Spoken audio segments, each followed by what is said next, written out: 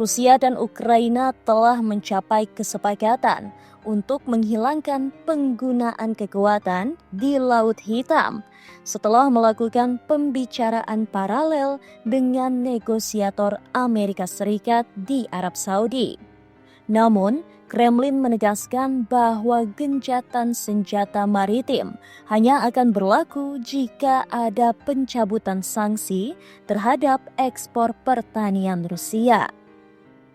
Presiden Amerika Serikat Donald Trump mengatakan bahwa pihaknya sedang meninjau syarat yang diajukan oleh Rusia setelah Kremlin bersikeras bahwa mereka telah menegosiasikan konsesi dengan Gedung Putih. Jika disetujui, ini akan menjadi pertama kalinya sanksi terhadap Rusia dicabut sejak invasi skala penuh pada 2022.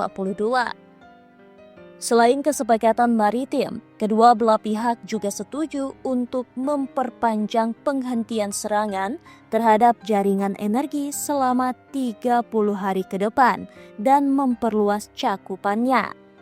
Meski demikian, persoalan mendasar seperti pembagian wilayah masih jauh dari penyelesaian. Presiden Ukraina Volodymyr Zelensky menyambut baik perkembangan ini, tetapi mengungkapkan ketidaksenangannya atas kemungkinan pelemahan sanksi terhadap Rusia.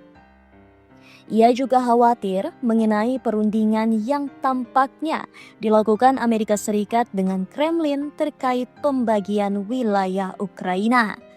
Zelensky juga menegaskan bahwa delegasi Ukraina di Riyadh tidak pernah membahas pembagian wilayah mereka sendiri dan menduga Amerika Serikat telah berbicara dengan pihak Rusia mengenai hal tersebut.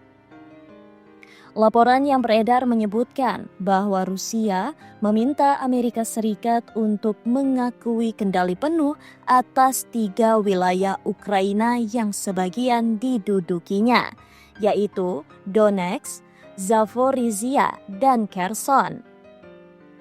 Permintaan ini secara konsisten ditolak oleh Kiev yang hanya mengakui situasi de facto tanpa pengakuan resmi. Gedung Putih menerbitkan 2 pernyataan resmi yang sebagian besar berisi 5 poin utama yang hampir identik. Kedua belah pihak menyepakati untuk menjamin navigasi yang aman dan menghilangkan penggunaan kekuatan di Laut Hitam, meski kata gencatan senjata secara eksplisit tidak disebutkan. Namun, dalam pernyataan Rusia, ada tambahan poin yang menyatakan bahwa Amerika Serikat akan membantu memulihkan akses Rusia ke pasar dunia untuk ekspor pertanian dan pupuk dengan cara menurunkan biaya asuransi serta meningkatkan akses ke sistem pembayaran dan pelabuhan. Trump sendiri tidak secara langsung mengkonfirmasi apakah Amerika Serikat akan memberikan keringanan sanksi, tetapi ia mengatakan bahwa syarat-syarat dari Kremlin sedang dipertimbangkan. Zelensky menilai langkah ini sebagai pelemahan posisi sanksi terhadap Rusia karena bisa memperkuat ekonomi Rusia, sementara perang darat dan udara masih berlangsung.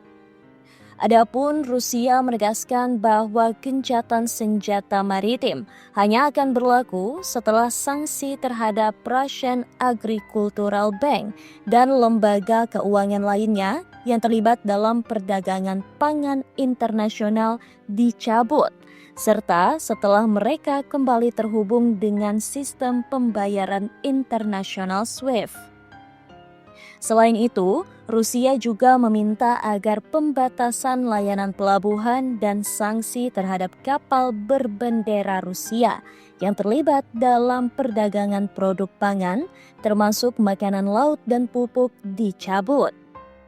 Di sisi lain, Zelensky mengecam pernyataan Steve Witkoff, utusan pribadi Trump untuk Putin yang sebelumnya mengatakan bahwa referendum yang diadakan Rusia di wilayah Ukraina yang didudukinya adalah sah dan menunjukkan bahwa sebagian besar warga ingin berada di bawah kendali Rusia.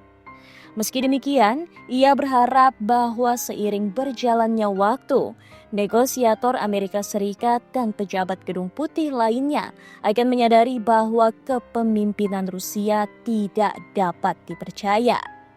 Meski ada kesepakatan, belum ada perjanjian mengenai gencatan senjata tanpa syarat karena Rusia tidak menginginkannya, tegas Zelensky.